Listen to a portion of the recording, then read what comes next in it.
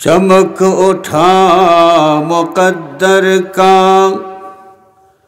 सितारा आलमी एकदम,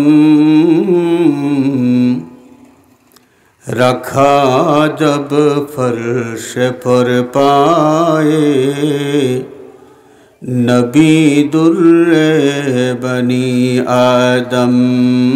अल्लाहुम्मा सल्ले अला सय्यिदिना मौलाना मुहम्मद व अला आलि सय्यिदिना।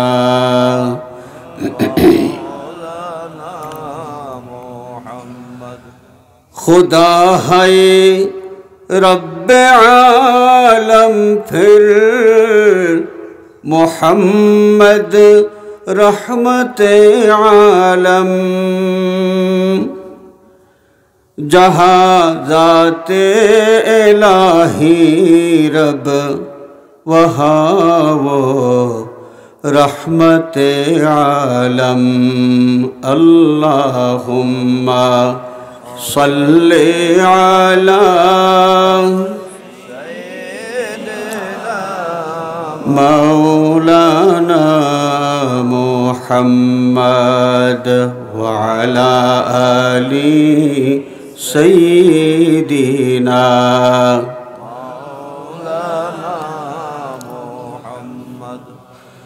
बलगल उला बिकमालिही कशफद दुजा बिजमालिही, हसनत जमीउ खिसालिही, सल्लु अलैहि व आलिही। अल्लाह पाकेर शाहनशाही दरबारे लाखों कोटी शुक्रिया, जे महान मालिक मेहरबानी करे 3 दिन ব্যাপী আজিমুশান এই সুন্নি মহাসম্মেলন আয়োজনের তৌফিক দিয়েছেন। আমরা সকলে মহান মালিকের শুকরিয়া জানাই, সবাই বলি আলহামদুলিল্লাহ। সুন্নি মহাসম্মেলন এর অর্থই হলো বেহেশতি মুসলমানের সম্মেলন। আমরা যারা আজকের এই মোবারক মাহফিলে হাজির হতে পেরেছি, এই মাহফিলের আজকে দ্বিতীয় দিন। গতকাল মাহফিল হয়েছে, আজকে হচ্ছে এবং আগামীকাল ইনশাআল্লাহ সমাপনী দিন আবারও আমরা একত্রিত হব। আমাদের প্রত্যেকের হাজিরি আল্লাহ পাক যেন কবুল করেন, সবাই বলি আমিন। হাদিস শরীফ থেকে প্রমাণ পাওয়া যায়, আল্লাহর মকবুল মাহবুব বান্দাদের পাশে বসলে, তাদের পাশে বসার কারণে আল্লাহর মাহবুব বান্দাদের ওসিলায় আল্লাহ রব্বুল আলামিনের পক্ষ থেকে মাগফিরাতের শুভ সংবাদ পাওয়া যায়। আমরা যারা এই মাহফিলে হাজির হয়েছি, অসংখ্য সুন্নি জনতা এই মাহফিলে উপস্থিত হয়েছেন, একত্রিত হয়েছেন। আমাদের বিশ্বাস আল্লাহ পাকের অনেক মহব্বতের বান্দা এই মাহফিলে আছেন, যাদের পাশে বসার কারণে আমরাও সৌভাগ্যবান। নবীজির হাদিস শরীফ মোতাবেক আমরা আশা করতে পারি আল্লাহ রব্বুল আলামিন আমাদের জন্যও মাগফিরাতের শুভ সংবাদ দান করবেন। আমাদের প্রত্যেককে আল্লাহ রব্বুল আলামিন গুনাহ থেকে পাক সাফ করে এই মাহফিল থেকে যেন বিদায় দেন, সবাই বলি আমিন। আর জোরে বলি আমিন। আজকের এই মাহফিল একদিক থেকে ইসলামী সুন্নি মহাসম্মেলন, মাহফিলের শিরোনামের মধ্যে আরেকটা বিষয় হলো ইসালে সওয়াব মাহফিল। এলাকার মুর্দেগানের ইসালে সওয়াব, বিশেষত মুর্শিদুল মুর্শিদিন সৈয়দুনা সানাদুনা আল্লামা ফুলতলি সাহেব কিবলা রহমাতুল্লাহি আলাইহি, যিনি সারাটা জীবন নিরন্তর পরিশ্রম করেছেন, অক্লান্ত মেহনত করেছেন, শহর থেকে শহরে, গ্রাম থেকে গ্রামে, জেলা থেকে জেলায়, বিভাগ থেকে বিভাগে, দেশ থেকে দেশান্তরে যিনি সফর করেছেন মানুষকে হেদায়েতের দিশা দেওয়ার জন্যে, এবং সারা জীবন তিনি দোয়া করেছেন। যখন মাহফিলে বসে দোয়া করেছেন অথবা একাকী বসে দোয়া করেছেন, সব সময় তার রুহানি সন্তান যারা, রুহানি সন্তানদেরকে তিনি ভুলে যান নাই। আল্লাহ রব্বুল আলমিনের দরবারে জিসমানি আওলাদের ব্যাপারে দাবি পেশ করার আগে রুহানি সন্তানের কথা সবার আগে আল্লাহর দরবারে পেশ করতেন। সুবহানাল্লাহ। আল্লাহর মকবুল ওলি সারা জীবন যে অক্লান্ত পরিশ্রম করলেন এবং আমাদের জন্য দোয়া করে গেলেন, এর শুকরিয়া আদায় হিসেবে ইসালে সওয়াব পড়া এটা আমাদের পক্ষ থেকে সামান্যতম প্রচেষ্টা মাত্র। আল্লাহ রব্বুল আলামিন এই 3 দিনব্যাপী মাহফিলের সওয়াবের হাদিয়া বৃহত্তর ইলাইগঞ্জ এলাকার এবং এই মাহফিলে যারা যেভাবে সহযোগিতা করেছেন প্রত্যেকের খানদানের মুর্দেগানের আরওয়াহে পাকে আল্লাহ পাক যেন পৌঁছাইয়া দেন, সবাই বলি আমিন। বিশেষত মুর্শিদুনা সাইয়্যিদুনা সানাদুনা আল্লামা ফুলতলি সাহেব কিবলা রহমতুল্লাহি আলাইহির রুহে পাকে আল্লাহ পাক যেন এই সওয়াব পৌঁছাইয়া দেন, সবাই বলি আমিন। হাজিরিন, মাহফিলে আলোচনা গতকাল থেকে শুরু হয়েছে এবং আজকের এই অধিবেশনের আগেও আলোচনা হয়েছে। আগামীকালও ইনশাআল্লাহ আলোচনা হবে। মাহফিলে যতটুকু আলোচনা হবে আমল করার তৌফিক আল্লাহ পাক আমাদের সকলকে যেন দান করেন, সবাই বলি আমিন। আমি ছোট্ট মানুষ, সময়েরও স্বল্পতা, আমার জ্ঞানের পরিধিও অত্যন্ত ছোট, সব মিলিয়ে আমি আপনাদের সামনে যে আয়াতে কারিমা তেলাওয়াত করেছি এই আয়াতে কারিমার আঙ্গিকে সামান্য কয়েকটি কথা আরজ করেই শেষ করব ইনশাআল্লাহ। ওয়ামা তৌফিকি ইল্লা বিল্লাহ আলাইহি তাওয়াক্কালতু ওয়া ইলাইহি উনীব। হাজিরিন, আমরা আখিরি জামানার নবীর উম্মত হওয়ার সৌভাগ্যবান। যেই নবীর উম্মত হওয়ার জন্য আগেকার জলিলুল কদর নবী রাসূল আল্লাহর দরবারে দরখাস্ত পেশ করেছেন, অথচ আমরা পৃথিবীতে আসলাম, কোনো দরখাস্ত করার প্রয়োজন হয় নাই, অটো সিস্টেমে সেই আখেরি জামানার নবীর উম্মত হইতে পেরেছি। যেই নবীজি সাল্লাল্লাহু আলাইহি ওয়াসাল্লাম এখন থেকে প্রায় 1450 বছর আগে এই দুনিয়ার জমিন থেকে, দুনিয়ার জীবন থেকে বিদায় নিয়েছেন, সেই নবীজি আমাদের জন্য নবীর টান কতটুকু ছিল, নবীর মায়া, নবীর মহব্বত কি পরিমাণ ছিল, একখানা হাদিস শরীফের দিকে যদি আমরা তাকাই বিষয়টা আমাদের কাছে স্পষ্ট হয়ে যাবে। নবী করিম সাল্লাল্লাহু আলাইহি ওয়াসাল্লাম একদিন সাহাবায়ে কেরামকে সাথে নিয়ে জান্নাতুল বাকি জিয়ারত করলেন, মদিনা শরীফের কবরস্থান জিয়ারত করলেন। জিয়ারত শেষে নবীজি সাল্লাল্লাহু আলাইহি ওয়াসাল্লাম সাহাবায়ে কেরামের উদ্দেশ্যে ফরমাইলেন যে আমার মন বড় টানতেছে, আমার মন বড় চায় আমার ভাইদের সাথে যেন আমার মোলাকাত হয়। আল্লাহর নবী যখনই এই কথা বলেছেন সাহাবায়ে কেরামের মনের মধ্যে প্রশ্ন জাগলো যে আমরা তো নবীর সাথেই আছি, নবীর সামনেই আছি, তো আমরা সামনে থাকা অবস্থায় নবীজি সাল্লাল্লাহু আলাইহি ওয়াসাল্লাম ফরমাইলেন যে আমার ভাইদের সাথে মোলাকাত করার জন্য আমার মন টানতেছে, তাহলে এরা আবার কারা? সাহাবায়ে কেরাম আরজ করেন, আওয়ালাসনা ইখওয়ানুকা ইয়া রাসূলুল্লাহ, নবীজি আমরা কি আপনার ভাই নই? আমরা তো আপনার সামনেই আছি, আমরা সামনে থাকা অবস্থায় আপনি আপনার কোন ভাইদের সাথে মোলাকাত করার জন্য আগ্রহ পেশ করতেছেন? আল্লাহর নবী সাল্লাল্লাহু আলাইহি ওয়াসাল্লাম জবাব দিলেন, আনতুম আসহাবি, তোমরা তো আমার সাহাবী, তোমরা তো আমার সাহাবী, আমার সাথী, তোমরা তো আমার সাথীই আছো। সাহাবায়ে কেরাম আরজ করেন, ইয়া রাসূলুল্লাহ তাহলে আপনার ভাই এরা কারা? আল্লাহর নবী সাল্লাল্লাহু আলাইহি ওয়াসাল্লাম জবাব দিলেন, এরা এখনো পৃথিবীতে আসে নাই, এরা এখনো পৃথিবীতে আসে নাই। সাহাবায়ে কেরাম তখন বুঝতে পারলেন যে অনাগত দিনগুলোতে যেই সমস্ত মানুষ পৃথিবীতে আসবে যারা নবীকে না দেখেও নবীর কথা শুনে নবীর প্রতি ঈমান আনবে, এই নবীর শরীয়ত মেনে চলবে, ঈমানদার হয়ে জীবনযাপন করবে, আল্লাহর হাবিব তাদের কথা বলছেন। তো এরা এখনো পৃথিবীতে আসে নাই। আল্লাহর নবী দুনিয়ার থেকে বিদায় নেওয়ার পরে পৃথিবীতে তারা আসবে। তো নবীজি তাদেরকে কি করে চিনবেন? আল্লাহর নবীর সামনে তো উম্মত একসময় সবাই হাজির হবে। কোন জায়গায়? আখেরাতে।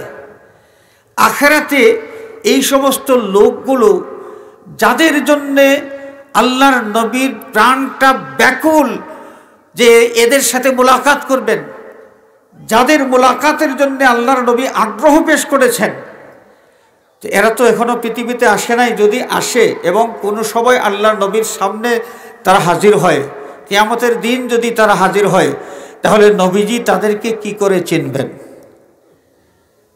সাহাবায়ে কেরাম নবীজির কাছে প্রশ্ন করলেন, ইয়া রাসূলুল্লাহ, এরা এখনো পৃথিবীতে আসে নাই, যদি পরবর্তীতে আসে কোনো সময়, তাহলে এদেরকে আপনি কেমনে পরিচয় করতে পারবেন?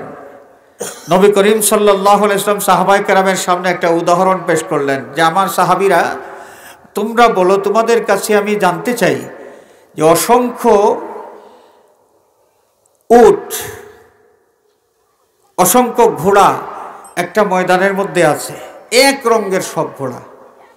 এর মধ্যে একজন মালিকের ঘোড়া, তার ঘোড়ার মুখমণ্ডল এইদিকে সাদা এবং পায়ের গোড়ালির দিকে সাদা। এক রঙের ঘোড়ার মাঝখানে ওই মালিকের ঘোড়াটা যদি প্রবেশ করে, তাহলে অসংখ্য ঘোড়ার মধ্য থেকে ওই মালিকটা তার নিজের ঘোড়া পরিচয় করতে পারবে কিনা? সাহাবায়ে কেরাম জবাব দিলেন, ইয়া রাসূলুল্লাহ, এমন হলে তো পারবে। এবারে আল্লাহর নবী সাল্লাল্লাহু আলাইহি ওয়াসাল্লাম সাহাবায়ে কেরামের উদ্দেশ্যে ইরশাদ ফরমান, আমার সাহাবীরা যারা এখনো পৃথিবীতে আসে নাই, এই দুনিয়ার জীবনে যাদের সাথে আমার মোলাকাত হওয়ার কোনো সম্ভাবনা নাই, কিয়ামতের দিন তাদেরকে আমি যখন দেখব, আমার উম্মত পরিচয় করতে পারবো। তার কারণ হাসরের ময়দানে অন্য যত নবীর, যত রাসূলের উম্মতেরা হাজির হবেন, যদিও তারা দুনিয়ার জীবনে নামাজ আদায় করেছেন, আগের উম্মতের জন্য নামাজ ছিল। যেমন মুসা আলাইহিস সালাতু ওয়াস সালামের উম্মতের উপর 2 ওয়াক্ত নামাজ ফরজ ছিল। তা আগেকার নবীর উম্মতেরা নামাজ আদায় করেছেন, যেই নবীর শরীয়তে যেভাবে যতটুকু নামাজ আদায় করার বিধান ছিল, তারা নামাজ আদায় করেছেন। কিন্তু কিয়ামতের দিন কোনো উম্মতের নামাজের আলাদা কোনো পরিচয় থাকবে না। আল্লাহর নবী ইরশাদ ফরমান যে, আমার উম্মত কিয়ামতের দিন যখন উঠবে, দুনিয়ার জীবনে যারা নামাজ আদায় করেছে, নামাজের জন্য যারা উযু করেছে, উযুর মধ্যে যে অঙ্গ প্রত্যঙ্গ তারা ধৌত করেছে, কিয়ামতের দিন এই অঙ্গগুলোর থেকে যখন নূর চমকাইতে থাকবে, এই নূর দেখেই আমি পরিচয় করতে পারবো এরা আমার উম্মত। সুবহানাল্লাহ। আমি আপনাদের খেদমতে আরজ করতে চাই, এখানে কয়েকটা বিষয় আছে। একটা বিষয় যে নবী কিয়ামতের দিন আমাদের পরিচয় করতে হলে এই যে আইডেন্টিফিকেশন, এটা দুনিয়ার থেকে গ্রহণ করতে হবে। কোথা থেকে? দুনিয়ার জীবন থেকে সেই আইডেন্টিফিকেশন আমাদের অর্জন করতে হবে। আমরা যে নবীর উম্মত, কিয়ামতের দিন নবীজি যদি আমাদেরকে চিনতে না পারেন যে আমি তার উম্মত, তাহলে হাউজে কাউসারের পানি আমাদের নসিব হবে না। নবীজি যদি আমাদেরকে চিনতে না পারেন আমি তার উম্মত, আমরা তার উম্মত, তাহলে নবীর শাফাআত আমাদের নসিব হবে না। নবীর শাফাআতের আশা আমাদের আছে কি নাই? আপনারা কথা বলতেছেন না। নবীজি সাল্লাল্লাহু আলাইহি ওয়াসাল্লামের শাফাআতের দরকার আমাদের আছে কি নাই? নবীজির হাউজে কাউসারের পানির দরকার আমাদের আছে কি নাই?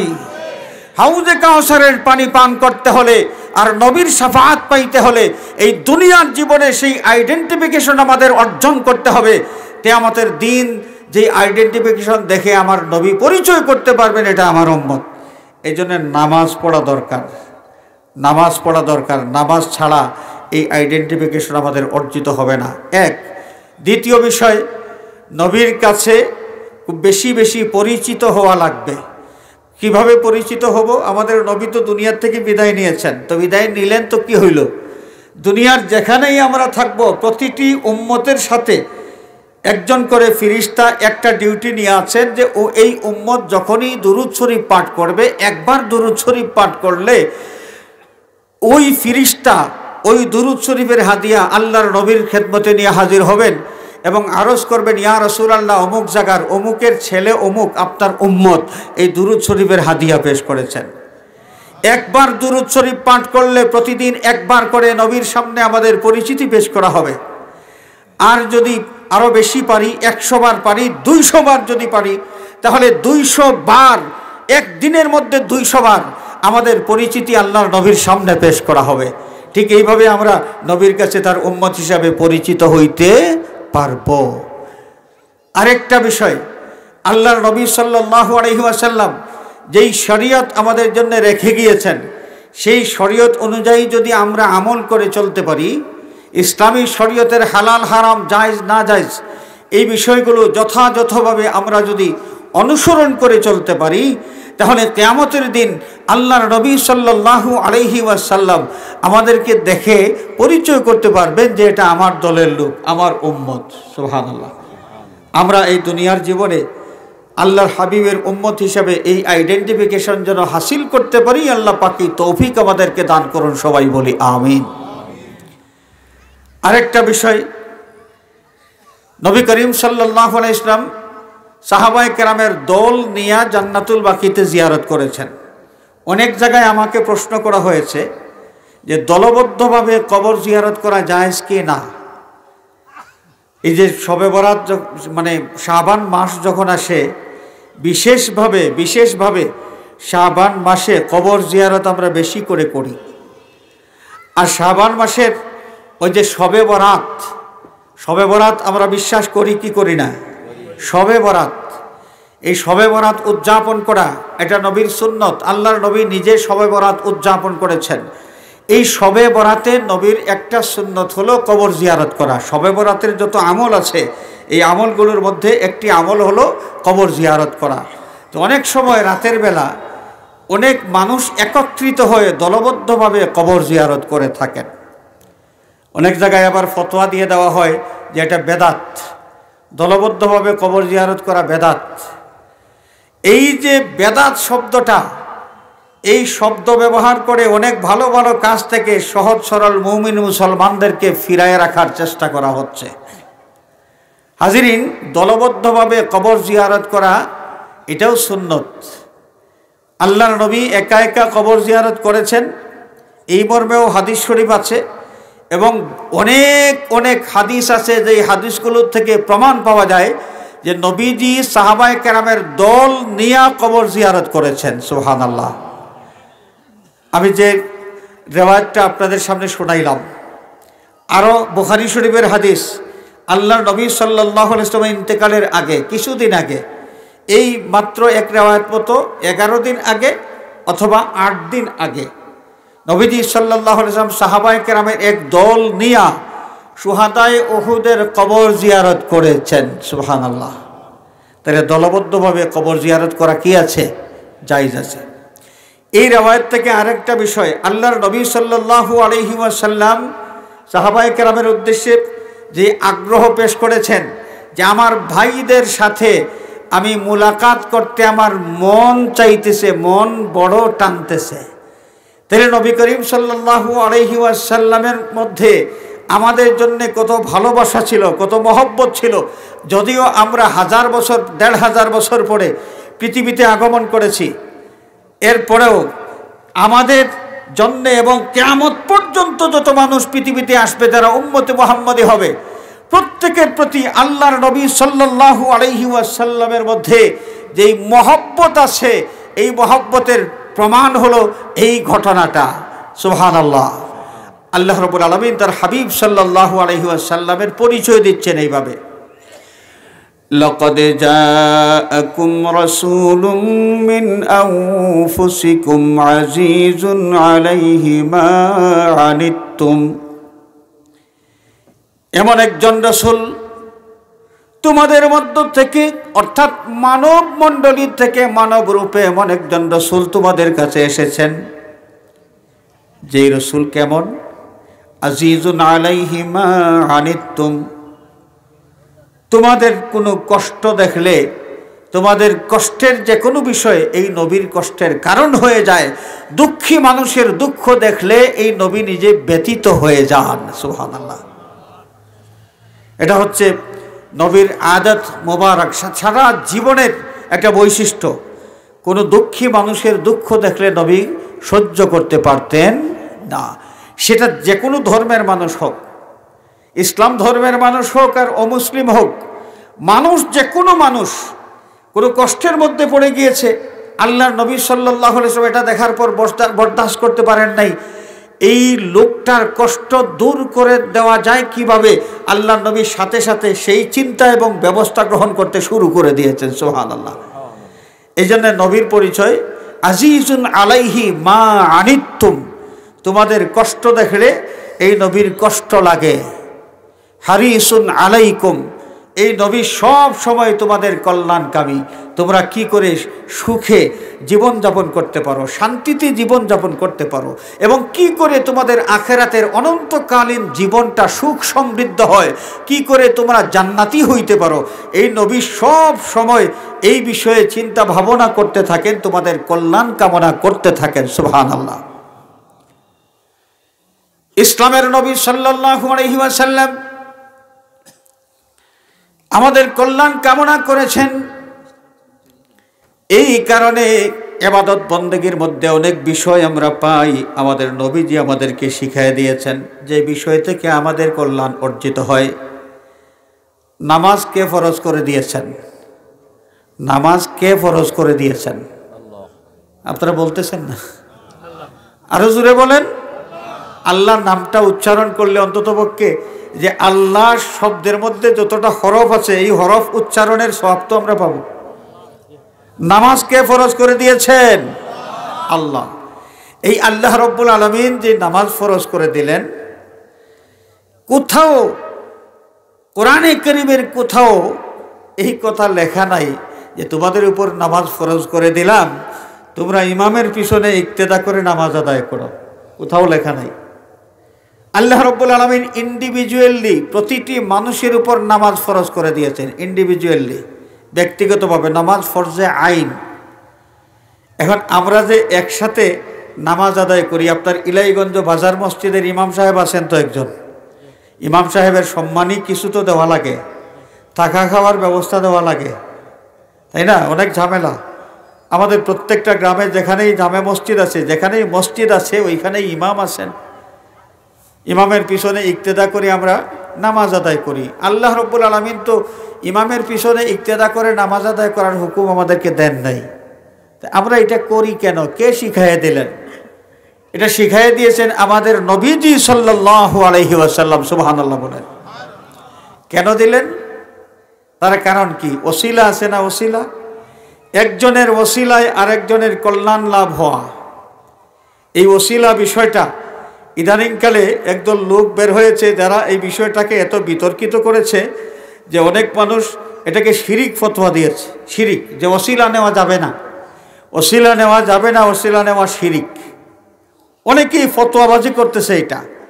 অথচ আমরা যদি কোরআনের পাকের দিকে তাকাই তাহলে আমরা দেখি যে স্বয়ং আল্লাহ রব্বুল আলামিন আমাদেরকে ওসিলা নেওয়ার এই শিক্ষাটা দিয়েছেন। সুবহানাল্লাহ বলেন। কোরআন শরীফের কোন জায়গায় আছে? কোন জায়গায়?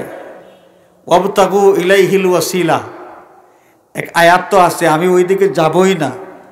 কোরআনে পাক শুরু করতে একদম সর্বপ্রথম যেই সূরা আমরা তেলাওয়াত করি, সূরা ফাতিহা। সূরা কি? ফাতিহা। এই সূরা ফাতিহার অনেকগুলো নাম আছে।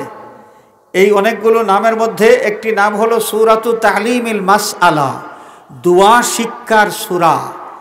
এই সূরার মাধ্যমে আল্লাহ রব্বুল আলামিন তার বান্দাবান্দিকে দোয়া করা শিক্ষা দিয়েছেন। বান্দাবান্দি কোন কৌশলে আল্লাহর কাছে দোয়া করবে, দরখাস্ত যার কাছে পেশ করা হবে স্বয়ং তিনি নিজে দরখাস্তের ইবারত শিখিয়ে দিয়েছেন। সূরা ফাতিহা, সূরাতুস সুওয়াল, সূরাতুদ দুআ, সূরাতু তালিমিল মাসআলা, দোয়ার সূরা, আল্লাহর কাছে চাওয়ার সূরা, আল্লাহর কাছে দোয়া করা শিক্ষার সূরা। শিক্ষা দিয়েছেন আল্লাহ। কে দিয়েছেন? আল্লাহ। আল্লাহ পাক কিভাবে শিক্ষা দিলেন দেখেন। প্রথমে এই সূরার শুরুতে আল্লাহ রাব্বুল আলামিনের হামদ ও সানা ইত্যাদি, আলহামদুলিল্লাহি রাব্বিল আলামিন আর রহমানির রহিম মালিক ইয়াউমিদ্দিন, এই পর্যন্ত গেল। যাওয়ার পরে তারপরে কি আছে? ইয়াকা না'বুদু, ইয়াকা না'বুদু। উলামায়ে কেরাম মওজুদ আছেন। না'বুদু এটা হলো জমার সেগা, জমা বহু বচন।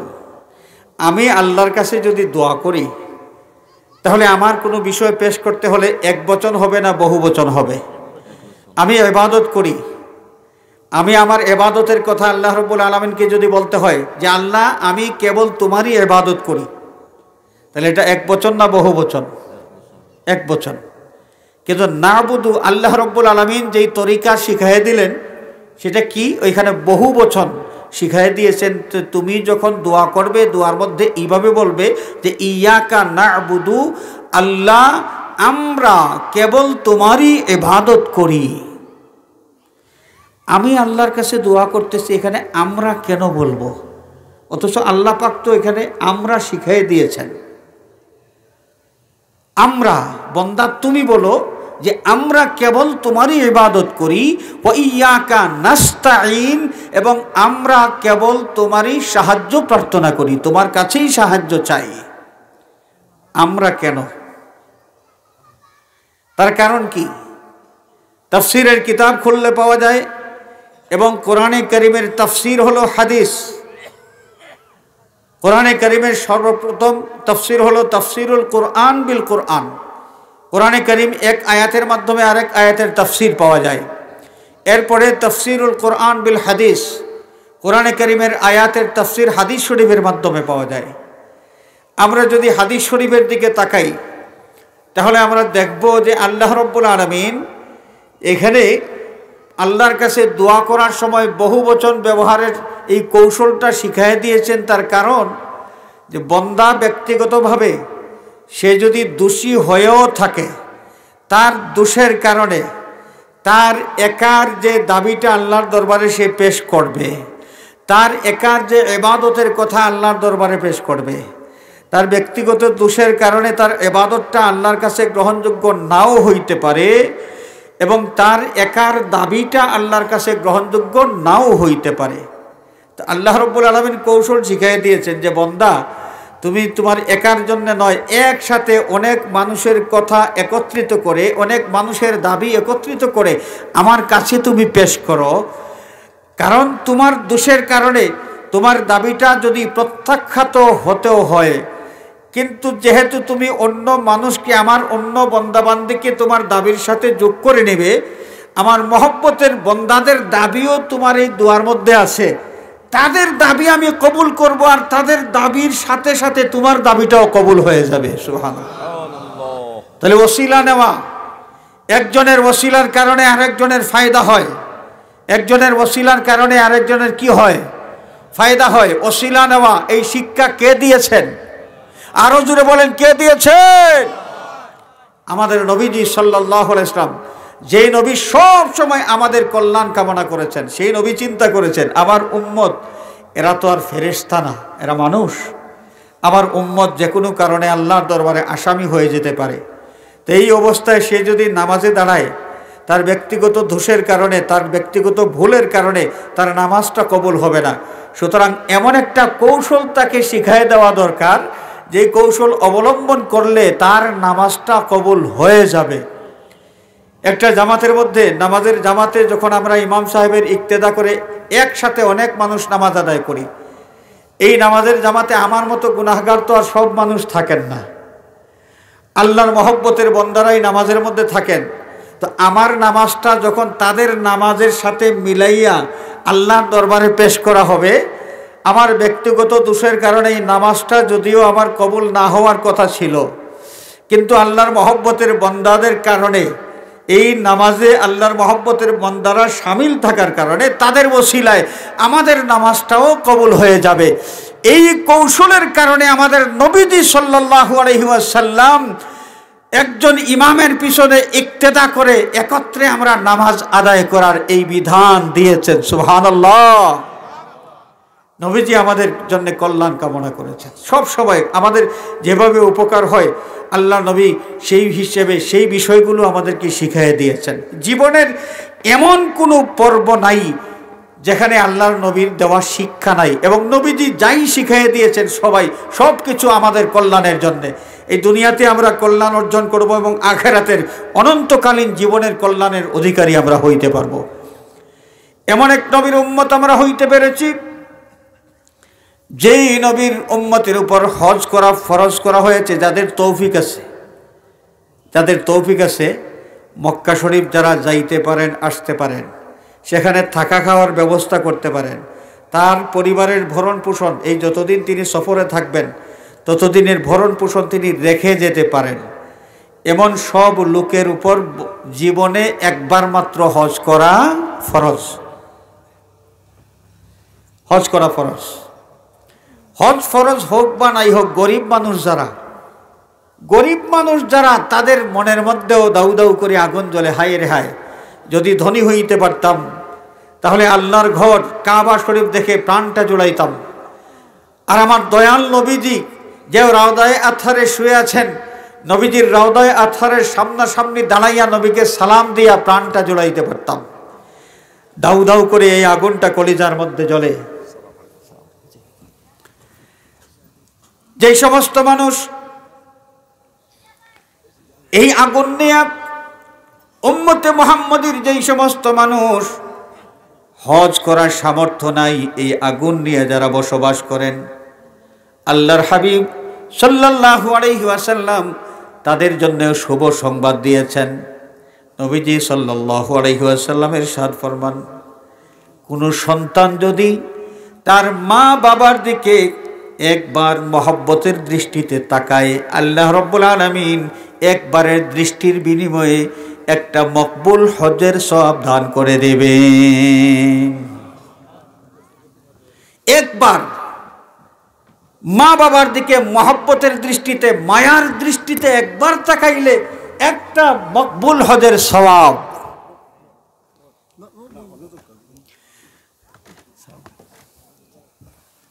এখন সাহাবায়ে কেরামের মনের মধ্যে একটা বিষয়ে একটা প্রশ্ন উদ্রেক হলো। প্রশ্নটা হলো যে একজন মানুষ ইচ্ছা করলে তো তার মা বাবার দিকে একদিনের মধ্যে 100 বারও তাকাইতে পারে। 100 বার তাকাইলে আল্লাহ রাব্বুল আলামিন কি 100টা হজের সওয়াব দিবেন? আল্লাহর নবীর কাছে তারা আরজ করলেন, জানতে চাইলেন, ইয়া রাসূলুল্লাহ, যে প্রতিদিন যদি একজন মানুষ তার মা বাবার দিকে 100 বার মহব্বতের দৃষ্টিতে তাকায় তাহলে মানে কি বুঝতে পারতেছেন তো? একবার তাকাইলে যদি একটা মকবুল হজের সওয়াব পাওয়া যায়, তাহলে 100 বার তাকাইলে কি 100টা মকবুল হজের সওয়াব আল্লাহ পাক দান করবেন? এই প্রশ্ন ছিল তাদের। আল্লাহর নবী জবাব দিলেন, নাম আল্লাহু আকবার ওয়া আতিয়াবু। হ্যাঁ, 100 বার যদি তাকায় তাহলে আল্লাহ পাক 100টা মকবুল হজের সওয়াব ওই ব্যক্তির আমলনামার মধ্যে দান করে দিবেন। সুবহানাল্লাহ। হাজিরিন, আমাদের নবী করিম সাল্লাল্লাহু আলাইহি ওয়াসাল্লাম উম্মতের জন্য কল্যাণকামী যেই নবী, সেই নবীর কাছ থেকে আমরা কত শুভ সংবাদ পেয়েছি। যাদের উপর নেশাব পরিমাণ মালের মালিক যারা, তাদের উপর যাকাত দেওয়া ফরজ। এই ফরজ জাকাত ছাড়াও সদকায়ে ফিতির ওয়াজিব, সদকা, ফিতরা, জাকাত এগুলো দিয়া ধনী মানুষ যারা, তারা সওয়াব কামাই করতে পারেন। তাহলে গরিব মানুষ যারা, তাদের আফসোস থাকবে না? গরিব মানুষের আফসোস থাকবে তো, হায় হায় আমি যদি ধনী হইতাম। ওই ব্যক্তি যেভাবে মানুষকে সাহায্য সহযোগিতা করার মাধ্যমে তিনি সওয়াব কামাই করতেছেন, আমারও ধন সম্পদ থাকলে আমিও ঠিকইভাবে সদকা খয়রাত করে আমি সওয়াব কামাই করার সুযোগ লাভ করতে পারতাম। আল্লাহর নবী সাল্লাল্লাহু আলাইহি ওয়াসাল্লাম উম্মতের দরদি নবী, সেই নবী গরিব মানুষের এই যে চিন্তা, এই চিন্তাটাও দূর করার ব্যবস্থা করেছেন।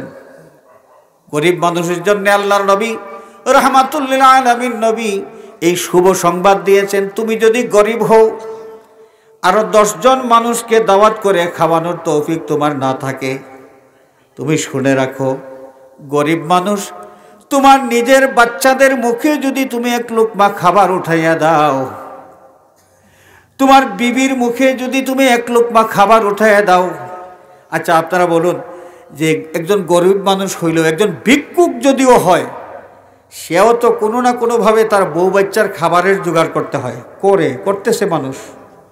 গরিব হয়েছে বলে মানুষের জীবন ধারণ তো আর থেমে থাকে নাই, সবাই খাওয়া দাওয়া করতেছে, জীবন রক্ষা করতেছে। এই গরিব মানুষটা তার বউ বাচ্চার জন্য যে খাবার ঘরে নিয়ে আসে, আল্লাহর নবী সাল্লাল্লাহু আলাইহি ওয়াসাল্লাম ইরশাদ ফরমান, তুমি গরিব মানুষ, তোমার ঘরের খাবার থেকে তোমার স্ত্রীর মুখে তুমি এক লোকমা খাবার যদি উঠাইয়া দাও, তাহলে আল্লাহ রাব্বুল আলামিন মানুষকে খাওয়ানোর যে সওয়াব ধনী মানুষকে দান করেন, তোমাকে ওই সওয়াব দান করে দিবেন। সুবহানাল্লাহ। গরিব মানুষ তুমি তোমার নিজের বাচ্চার মুখে যদি এক লোকমা খাবার তুলে দাও, তাহলে আল্লাহ রাব্বুল আলামিন অন্য মানুষকে খাওয়াইয়া ধনীরা যে সওয়াব পাইতেছে, তোমার নিজের বাচ্চার মুখে এক লোকমা খাবার তুলে দেওয়ার মাধ্যমে আল্লাহ রাব্বুল আলামিন তোমাকে এই সওয়াবের মালিক বানিয়ে দিবেন। সুবহানাল্লাহ। আল্লাহর নবী সাল্লাল্লাহু আলাইহি ওয়াসাল্লাম, যে নবী বিল মুমিনিনা রাউফুর রহিম, ইমানদারদের জন্য যে নবীজির আন্তরিক মায়া, এই নবীর মায়া সবার জন্য, কুল মখলুকাতের যারা আছে সকলের জন্য আমাদের নবীজির মায়া আছে কি নাই? একদম জিন বলেন, শয়তান বলেন, শয়তানের জন্য নবীর মায়া আছে। শয়তানের জন্য কি? নবীর মায়া আছে। নবীর মায়া আছে কেমনে? একদিন শয়তান নবীর কাছে হাজির হয়ে আরজ করলো যে ইসলামের নবী আপনি তো রহমাতুল লিল আলামিন। বলে হ্যাঁ, আল্লাহ রাব্বুল আলামিন তো আমার এই পরিচয়টাও দিয়েছেন, প্রকাশ করেছেন।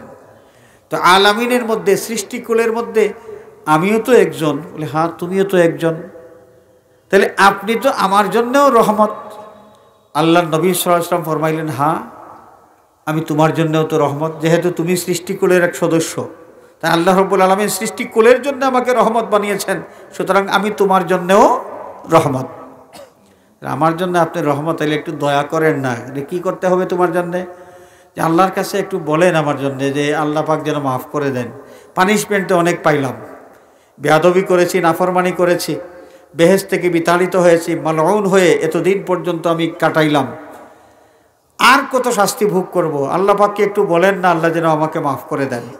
নবীজি সাল্লাল্লাহু আলাইহি ওয়াসাল্লাম রাজি হয়ে গেলেন। ঠিক আছে, আমি যেহেতু রহমাতুল লিল আলামিন, তোমার জন্য আল্লাহর দরবারে আমি শাফাআত করব, সুপারিশটা করব।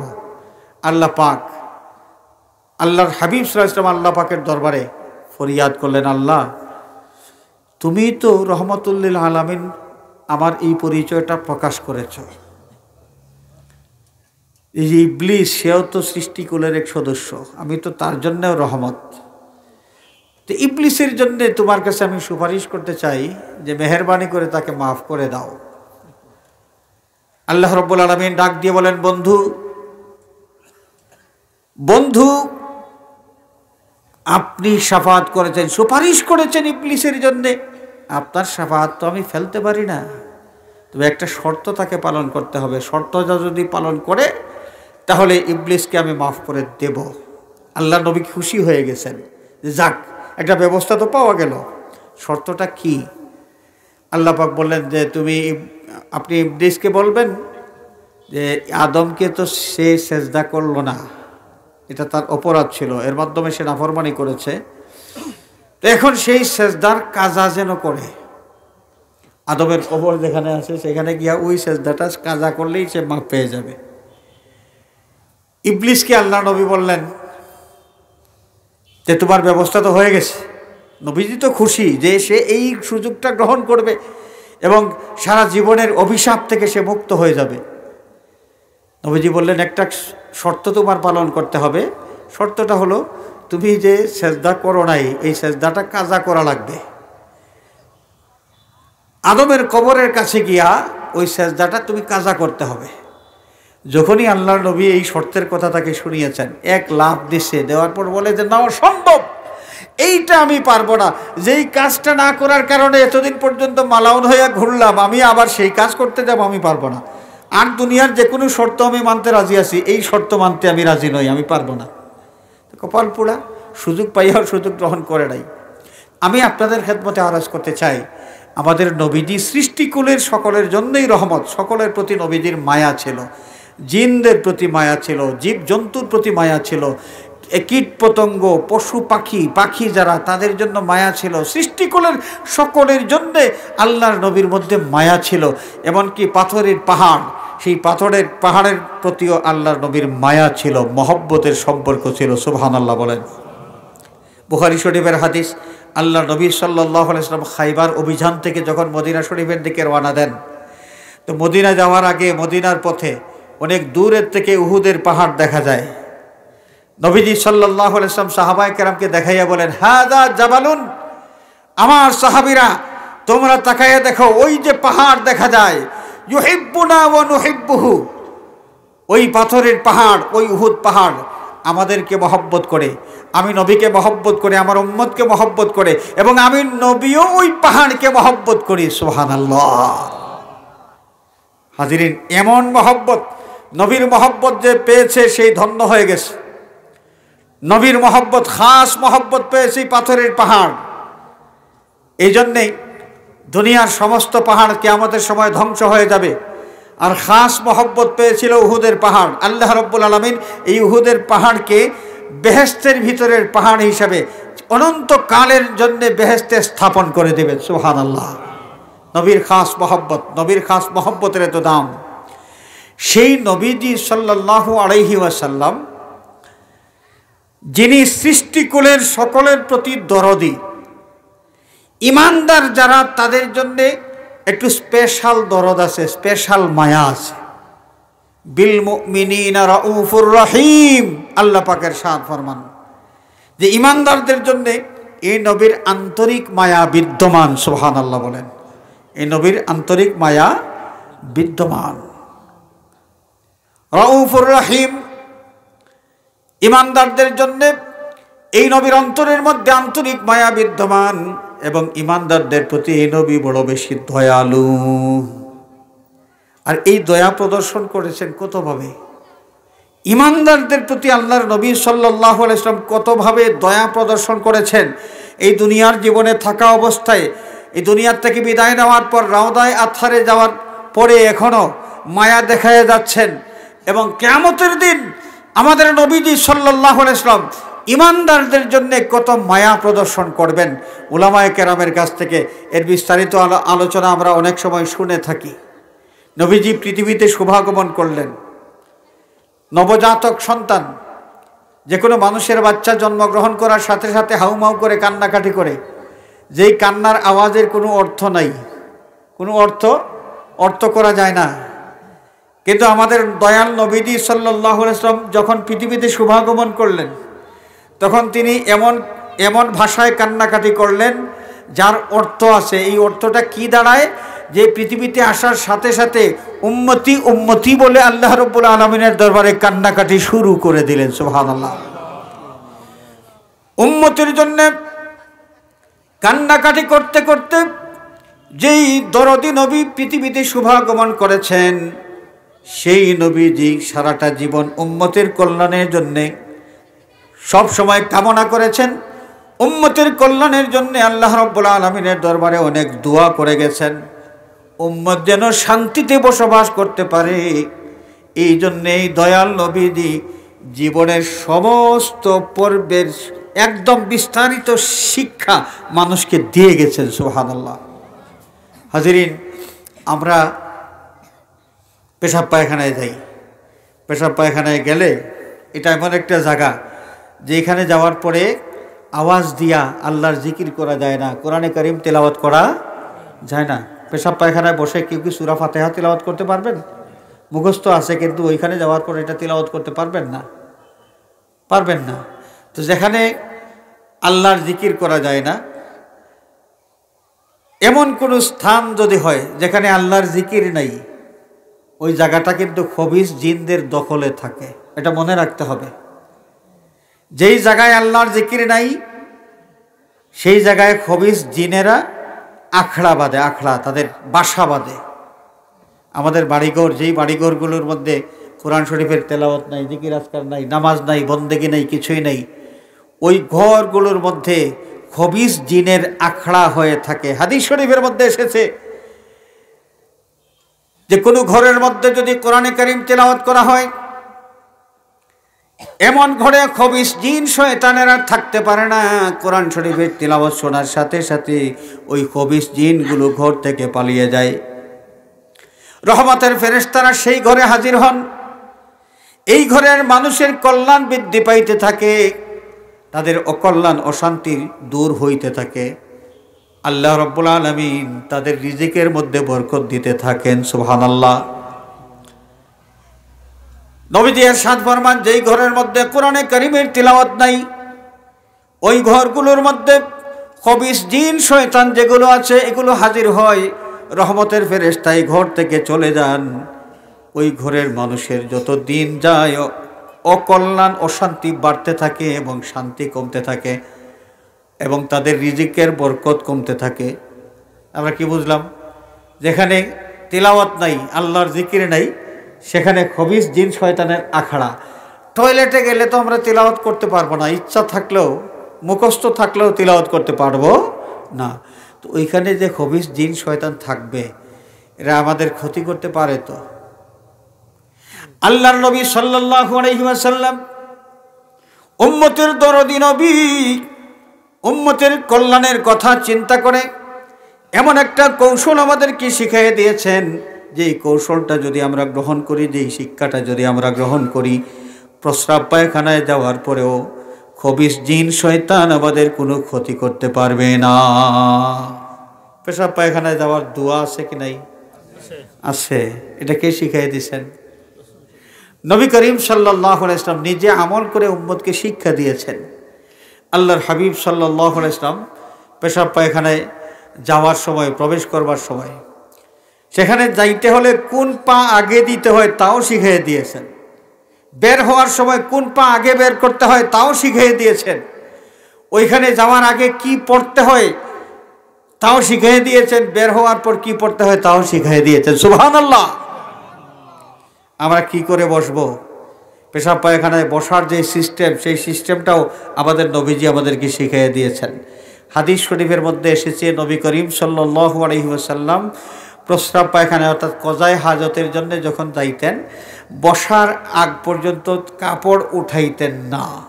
বসার মানে কাপড়, অনেক মানুষের বদভ্যাস আছে, মাঝে মাঝে দেখা যায় ওই যে বাজারের মসজিদের যে পেশাব পায়খানা আছে, ওইখানে তো কত শত শত মানুষ বাজারের মধ্যে ওইখানে আসা যাওয়া করতেছেন। তো দেখা যায় অনেক লোক পেশাব করবেন, তিনি পেশাবখানায় যাওয়ার আগের থেকে লুঙ্গিটা উঠাইতে উঠাইতে একদম হাঁটুর উপরে তুলে ফেলেছেন। লুঙ্গি উঠাইয়া হাঁটুর উপর পর্যন্ত তুলে ফেলেছেন পেশাব পায়খানায় ওইখানে ঢোকার অনেক আগের থেকে। এটা রাসূল পাক সাল্লাল্লাহু আলাইহি ওয়াসাল্লাম যে তরিকা শিক্ষা দিয়েছেন, সেই তরিকার খেলাফ। তো আমি আপনাদের খেদমতে আরজ করতে চাই, আমাদের নবীজি আমাদের প্রতি বড় বেশি মায়া প্রদর্শন করেছেন, এখনো মায়া প্রদর্শন করে যাচ্ছেন এবং আখেরাতেও এই নবীজির মায়া পাওয়ার আশা আমরা রাখি। আশা আছে কি নাই? এই জন্যই তো আমরা মাঝে মাঝে এই যে মিলাদ শরীফের মধ্যে এই শেরগুলো পড়া হয় যে মুহাম্মদ ইয়া রাসূলুল্লাহ, মুহাম্মদ ইয়া রাসূলুল্লাহ, शफाअत कीजिए लिल्लाह, मुहम्मद या रसूल अल्लाह।